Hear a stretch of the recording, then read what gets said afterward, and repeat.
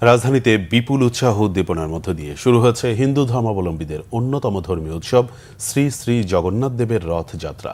উৎসবের মূল আকর্ষণ রথযাত্রা রাজধানীর স্বামীবাগ থেকে শুরু হয়ে নগরের গুরুত্বপূর্ণ সড়ক প্রদক্ষিণ শেষে ঢাকেশ্বরী জাতীয় মন্দিরে যায়। পদাবলী, কীর্তন, ধর্মীয় নাটক সহ নানা আয়োজনে 9 দিনব্যাপী এই উৎসব উল্টো রথের মধ্য দিয়ে 5 জুলাই শেষ হবে। রকুনুজ্জামানের রিপোর্ট। হিন্দু ধর্মাবলম্বীদের বিশ্বাস অনুযায়ী জগন্নাথ দেবের অনুগ্রহেই মানুষের মুক্তি লাভ হয়।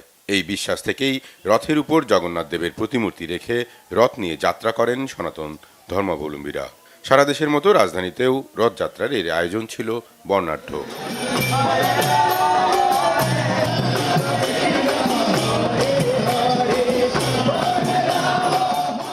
শুক্রবার দুপুর থেকেই রাজধানীর স্বামীবাগে কৃষ্ণ ভাবনামৃত সংঘ ইসকনের সামনের রাস্তায় জড়ো হতে থাকেন কৃষ্ণ ভক্তরা।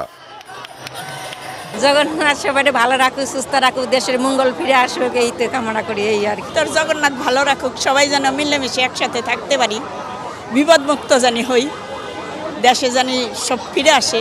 দেশের পরিস্থিতি খুবই খারাপ, জগন্নাথ দেব যেন এই পরিস্থিতি ভালো করে দেয়। 3টা রথ, বলদেবের রথ আগে, সুভদ্রা রথ মাঝখানে, জগন্নাথের রথ পেছনে।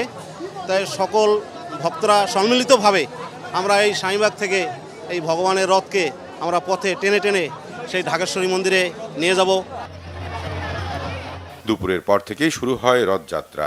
কীর্তন, পদাবলী, ভক্তি সঙ্গীতে শুরু হয় শোভাযাত্রা। স্বামীবাগ থেকে শুরু হয়ে দৈনিক বাংলা, মতিঝিল, প্রেস ক্লাব, কদম ফোয়ারা, দোয়েল চত্বর, শহীদ মিনারের সামনে দিয়ে পলাশী হয়ে ঢাকেশ্বরী জাতীয় মন্দিরে পর্যন্ত অনুষ্ঠিত হয় শোভাযাত্রা। এই রথযাত্রার অনেক মাহাত্ম্য আছে। যারা রথের দড়ি ধরে টান দেয় তাদের পুনর্জন্ম হয় না, এবং রথের পরই যদি জগন্নাথ, বলদেব, সুভদ্রা মহারাজকে দেখেন তাদেরও পুনর্জন্ম হয় না। সারা বিশ্বের কল্যাণের জন্য জগন্নাথ যেন সকলকে কৃপা করেন, সকলকে ভালো রাখেন। আগামী 5 জুলাই একই পথে উল্টো রথের বর্ণাঢ্য শোভাযাত্রার মধ্য দিয়ে শেষ হবে হিন্দু ধর্মাবলম্বীদের এই উৎসব। রকুনুজ্জামান, বাংলাভিশন, ঢাকা।